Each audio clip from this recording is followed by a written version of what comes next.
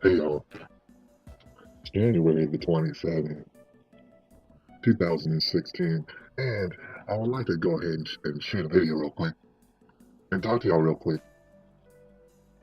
And this particular video right here, it's going to be a two-parter. Here's the first part. Alright, man killed yesterday over in this Oregon refuge takeover incident. Where the man killed yesterday, you may or may not be familiar with. Alright, I've done a little light research on him, and I figured out that this man, LaVoy Finnegan, he's the very man that I seen maybe a couple of weeks ago. Alright, I seen him and I thought, wow, this guy is interesting. His name, I forgot his name in the meantime, but when I saw him, I was like, dang, you know what? This is something else. That's what I thought when I seen him. He's out there spending the night outside, and you're talking about Oregon. Now, at the time when I found out about this, I was in Big Spring, and I'm still in Big Spring, and it was snowing. It was cold. And I thought about, how cold it was and how much I didn't really want to be outside all that much at nighttime. And this dude was spending the night up in Oregon, and it had to be bone-chilling temperatures. I thought, man, that's addiction right there. And I understood that he had a warrant out for his arrest. Now, if y'all aren't piecing this together, here's why he spent the night outside. You may or may not be aware that when the feds got a warrant on your head, many a times what they like to do is SWAT you. They call it swatting you, and basically they'll kick down the doors in the middle of the night, in the wee hours of the night, and arrest you. And they'll put all sorts of lives in danger. Who's ever around you, their life is in serious danger.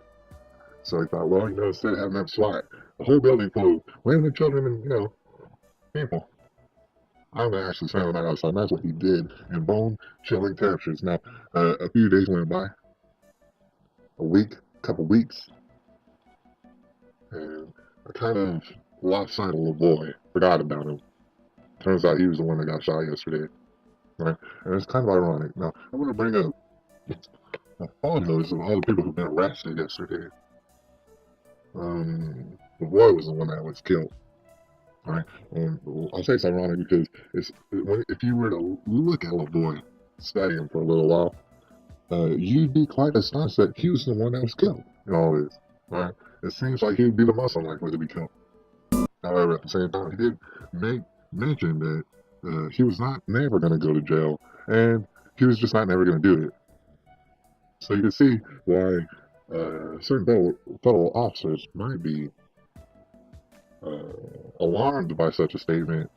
However, I don't know why you would be alarmed by such a statement. Coming from a person who hasn't committed any crimes on record. However, y'all got a warrant out for his arrest. I'm not even sure what the warrant has anything to do with it. Maybe it has to do with the Bundy incident. All right, where the BLM stood down. Like, the punks sat there, not that they were punks, but it was the right thing to do, to stand down. That's what they did at that. But anyways, all right, see, that was the first part. LaVoy was a dude who spent the night outside. Why? Because of women and children. He got killed. Why? Because he's a dangerous man. Did he have a gun? No, probably not. But he did get killed. All right, now, we got in front of us a picture of all the people who got arrested. Now, I'm going to go through them one by one. I was looking at them.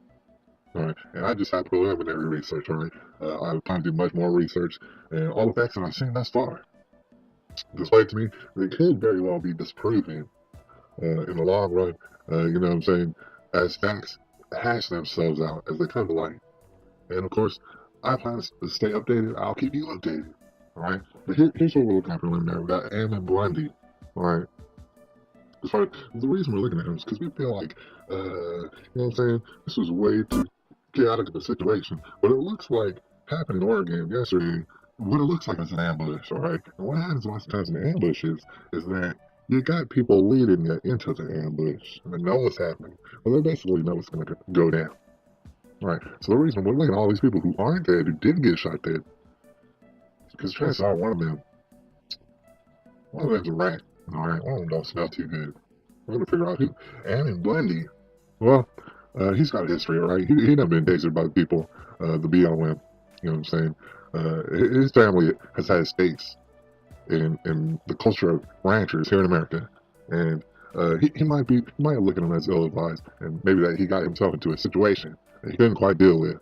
All right, you might be able to say that. You might be able to say he's not like the most decorated military takeover group leader in history. You might say that, but the thing is, I don't.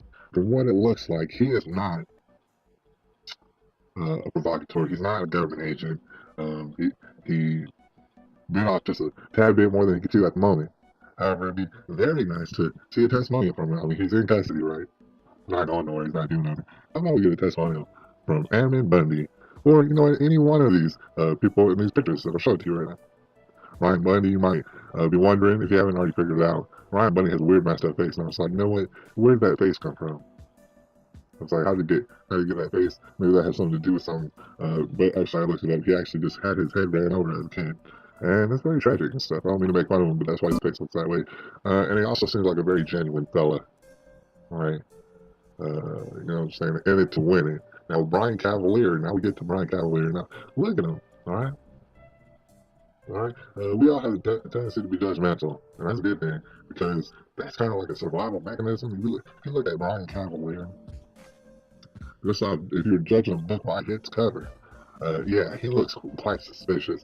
And then when you go into articles and things written about him before this whole incident took place, he again seems like a very shady individual. An individual who is quite shady. Alright.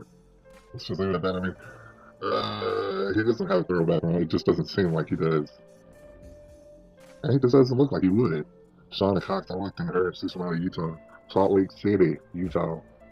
Which, alright, it seems like the Mormons and stuff have their beef with the government, and I can't really blame the Mormons for that.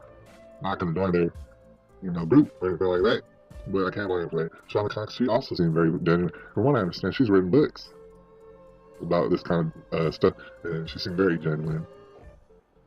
Preliminary research kind of clears her. We'll find out about it. Joseph O'Shaughnessy, okay, he's the next dude, right? If I'm understanding this correctly, because see, Peter Santoli and Joseph O'Shaughnessy were not at the live on scene when Rennecoon got shot dead. They weren't there. They were actually, from what I understand, near the destination of where they were headed to in this caravan. All right. Later on, something happened, some confusion happened. Peter Santoli and Joseph O'Shaughnessy were taken in. All right. I don't know if they gave themselves up or if they were just told, hey, man, you're getting arrested right now. But whatever happened, they got arrested. All right. Scooped up.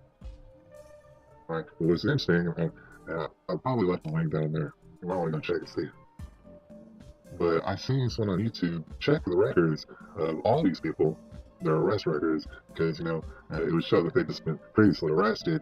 He found all the individuals except for Joseph O'Shaughnessy. According to the website you went to, Joseph O'Shaughnessy was never booked anywhere.